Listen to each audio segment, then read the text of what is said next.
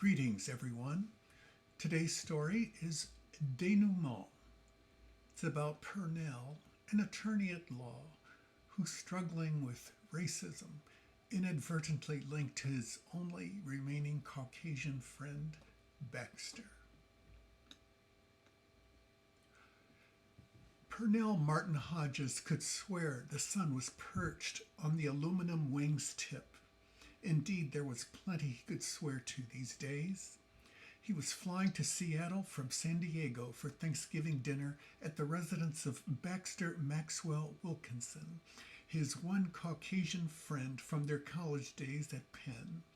Present would be Baxter's manifestly insecure second wife, Lena, twin teenage daughters he'd yet to meet, some cousins, and other random guests. Now, well past the quarter-century mark, their friendship was frayed. He wondered if Baxter, an atypically conspicuous, pint-sized redhead, felt likewise. It wasn't a prototypical moment that had unsettled Pernell, so much as it was the cumulative impact of a handful of events. It started when Baxter's first wife, Leanne, had manifest occasional, though barely discernible, shiners, and well concealed they were. Pernell visited with her a couple times during the 2-year marriage where he had inquired, but Leanne dismissed his concerns. She'd been elbowed playing hoops, that's all. Nevertheless, the sadness that welled her eyes, together with Pernell's instincts, suggested otherwise. In another pause-worthy moment, the overly freckled Baxter had an ephemeral tantrum at Pernell when he detailed a mutual friend's blow-up doll at a Red Sox game in front of 3 friends, to their bewilderment. That humiliating instance was the beginning of the end. There were Baxter's lavish dinner parties in Philadelphia and Chapel Hill. Pernell had been broadsided by different guests at each. Although the racist Spitfires exercised restraint through meticulously veiled brutalities, Pernell was able to get the better of them. What befuddled Pernell was Baxter's failure or refusal or inability to vet guests. Didn't he anticipate such conflicts? Pernell asked himself. Truth be told, Pernell couldn't remember when last he was the token invite, excluding Baxter's. But he did recall the decision, no longer to be, was born by a prep school moment when he dined with his chemistry lab partner's family in Pepper Pike, the poshest of Cleveland's suburbs. The family matriarch, a Yale-educated globetrotter, had offhandedly barked, "I've been to every country in the world, but it'll be a cold day in hell when I step foot in Africa." She hadn't anticipated Pernell would take offense. He was African American, and they had nothing to do with Africa and were grateful for the opportunity to be an American. Today would be his 3rd dinner party at Baxter's in as many decades, some 15 years since North Carolina. Pernell tried to subsume a brewing uneasiness when the plane began its descent. This was due in part to Baxter's awkward attempt to alert guests with a curious email. "You should know that a partnered gay French literature professor, who's my wife's colleague at the University of Washington, will be in our company." Pernell had not told Baxter, nor anyone else at Penn, he was gay, but he wondered if a similar missive had been crafted about him being black. He scolded himself for thinking such, but did take note Baxter had punctiliously distanced himself from the academic. The two men shared a chromatic history since their first encounter when they divvied the center lane in the school's Olympic-sized pool, one day ahead of first-year orientation. As it were, they'd been assigned the same freshman cohort.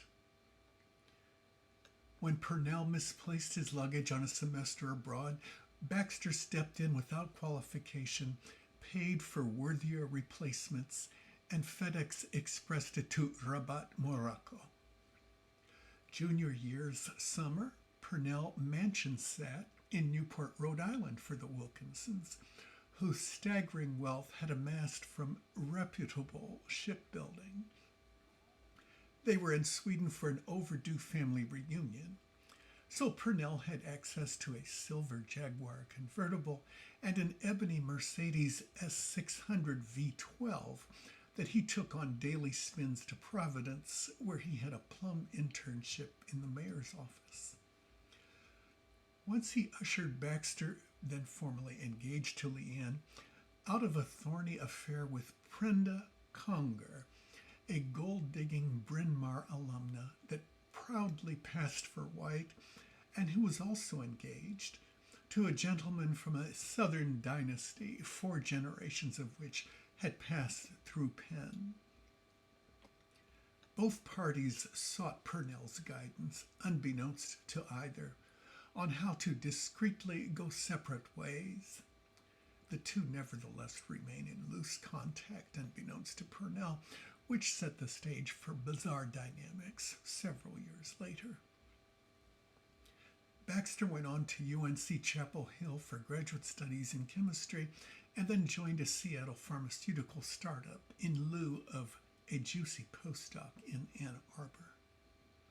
Meanwhile, Pernell clawed his way through Northwestern's law school, clerked for an Illinois State Supreme Court jurist, then joined Clark Landon and Nayemo in San Diego.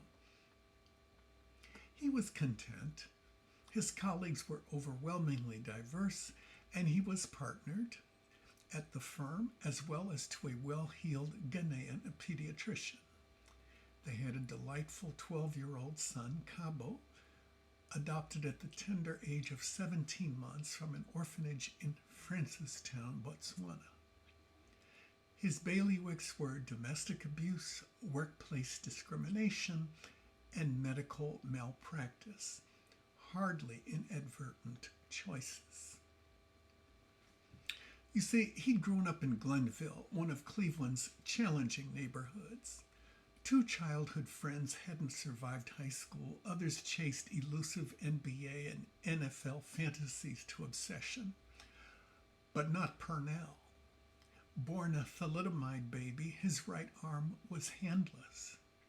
That freaked out his mother, Wanda, who tossed him off to Gaga, he couldn't quite say grandma, and promptly vanished. Pops incurred a lengthy prison term for a minor drug violation. In an epiphanic moment, Gaga glimpsed a crosscut for Pernell and went for it. She knew he wouldn't be hooping, so to ensure he remained trouble-free, she taught him to read quite early on and didn't think back. By 8th grade, her gifted grandson had skipped 2 years and taken up every goddamn book in the local library, boasted Gaga. A lifelong friend, Ella Mae Bell, who, like Gaga, lost her husband in Korea, thought for high school he ought to consider the university school the area's finest. Ella had been cleaning house for over 20 years for a wealthy Jewish clan established in Shaker Heights. One of their kids went to the university school. Girl, they ain't no smarter than Pernell. Just got pretty rags and big old houses. Pernell scored perfectly on the secondary school SAT verbal.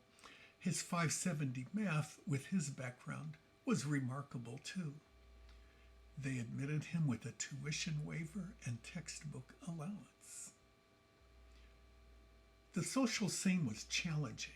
Some classmates had seen faraway lands, something Pernell didn't till college sophomore year. Lacrosse, swimming, and tennis were the sports. There was an accomplished harpist and a couple virtuoso harpsichordists in his class. He'd never actually seen either till he got to university. Several students were multilinguals who'd been so tutored since Gaga had taken to teaching Pernell reading. He'd settled on Espanol for the language requirement. A smattering of surnames were familiar because local employers bore them. He never thought they were real. The idea of naming a business after himself didn't sit well. He figured, for better, that his new comrades knew little of Glenville. It was a distant land. But Pernell had Gaga. The sentiment was mutual because he was her only living grandchild. A retired seamstress, Gaga was owl-wise. Having endured a terror-ridden childhood about and around Mr. Jim Crow in northern Alabama, she survived utilizing considerable wits and capitalizing on dogged perseverance, all passed on from Mama. Some family was less fortunate. One chilly night, her soul brother, also christened Pernell, disappeared altogether. Gaga and the childless Ella May set out and found a summer literature camp for Pernell. Then Miss Ella called in a favor to get him swimming lessons gratis. Kids in the hood chided, "Black folk don't swim, yo." "One hand black folk don't hoop, yo," he chirped. Upon learning to negotiate university's waters, he sailed through humanities and social science studies and garnered prizes along the way. A string of B's in science and math was just fine. He didn't want to do Wall Street or a laboratory. Pernell and the 3 other black university school students founded Children of Africa, the only one of its kind in the state, with the support of the lone tenured black faculty, Byron Jones, who chaired an outstanding math department. He'd also spearheaded the effort to bring in students of color. "I feel happier with y'all here," he told the COA and friends at its first year celebration. A couple of years of track made for Pernell's well-balanced experience. Junior year, his popularity soared when he won a pair of 400-meter relays, one with hurdles, at the regional championships, an unprecedented feat for the 118-year-old school. That was one rich year for Pernell. He also landed a perfect 800 verbal on the college SAT, matched by just one classmate. When they announced at commencement his full ride to study political science and Africana studies at Penn, Jones, a Philadelphia native, had suggested the school, Pernell received a rousing ovation. By the time this striking bronze-skinned lad with reddish-brown afro had finished articulating his award-winning senior essay about Gaga, there was near a dry eye in the house. The 71-year-old appeared in her Sunday best and did likewise for his law school's hooding ceremony 7 years hence, cane in hand. The plane gated. Pernell gathered himself, exited the terminal, and flagged a cab that was instantly steeped with pecan pie aroma. The attorney had carefully coddled 2 of them the previous day with Gaga's secret recipe. Most guests were already there. His boisterous amigo bear-hugged him. It'd been 5 years since they were face-to-face at a classmate's memorial in Vancouver. Plane crash. At once, everyone took pre-assigned seats. To Pernell's starboard side was Baxter's daughter, Tabitha, a first-year student at USC. Her brighter twin was at Pomona College. Crosswise sat the professor. Portside sat Baxter's wife, Lena. Their settled were 18 at a spectacular oblong redwood table garnished with pricey china, swank glassware, and overflowing eats. Chatter jocular, cuisine tops, music sublime, home stately. This was vintage Baxter. Pernell's anxiety subsided until he felt something tracing his right foot. Thinking it was one of the Angora kitties, he ignored it. But this was no kitty. While Tabitha conversed with a cousin to her right, she unabashedly massaged Pernell's right leg with her naked left foot. Pernell was confused, then flummoxed. Tabitha had surmised correctly he wouldn't make a scene, but promptly excused himself to the restroom to process it. Here was Baxter's 17-year-old daughter coming on to her daddy's friend, almost in plain sight, at Thanksgiving dinner no less. The little vixen who'd objectified him was eager to merge, and soon. Back to the table, Pernell postured himself away from her to signal disapproval, but to no avail. By then, the professor was peppering him with slapdash legalities. Pernell wasn't duped. Here was a full-blown racist on the tear. He glanced at Baxter, comfortably ensconced in conversation with Lena.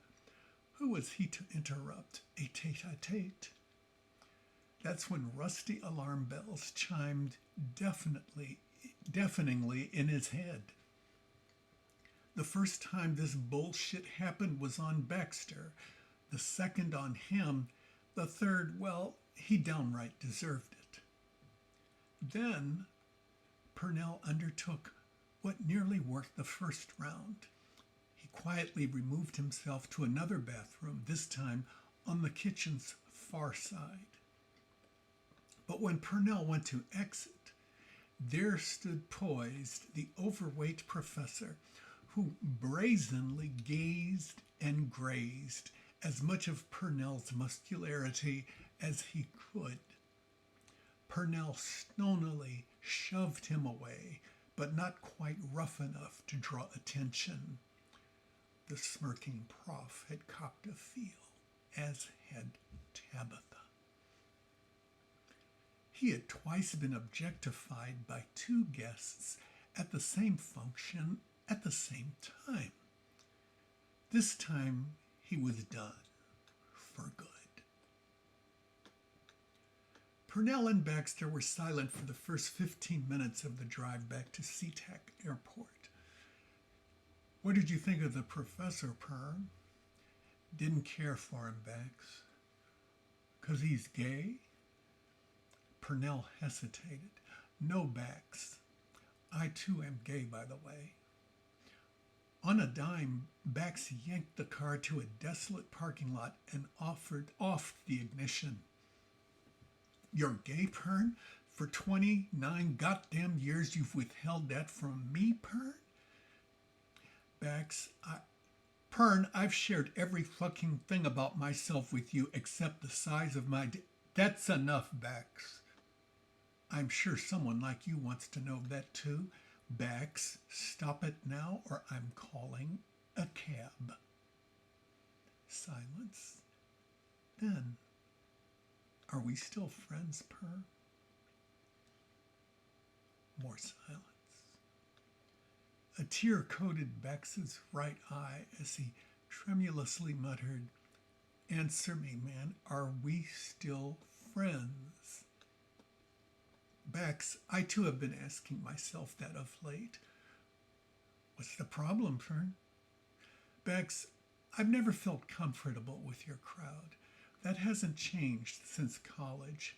It's gnawed at me for years because if I don't like your friends or vice versa, it's pointless to be with them and you. Were you aware what the professor was doing today? Yeah, but you're a big boy, Pernell. I know you can fend for your. That's precisely it, Bax. I'm tired of having to fend for myself each and every time you unwittingly throw me to the lions. What kind of friend does that, Bax? I have to wonder why you retain such friends.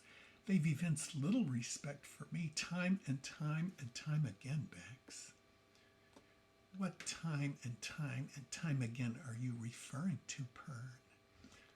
Look, I'm not going there in any detail, but suffice it to say, I was most unwelcome in Chapel Hill and Philly. Okay, Bax? Remember those clashes? Did you come down hard on those racists after I left? No, you didn't, Bax. Otherwise, you would have told me. That's where I'm drawing the line vis-a-vis this discussion. Don't violate it. Violate, Pern? He drilled. Pern sat coldly silent for the rest of the ride. Bax languidly pulled up to the drop-off. Shaken, he trotted round to embrace his old friend. Thank you so much for you, Pern. I mean that. Pern, containing his emotions, responded, Thank you so much for you, Bax.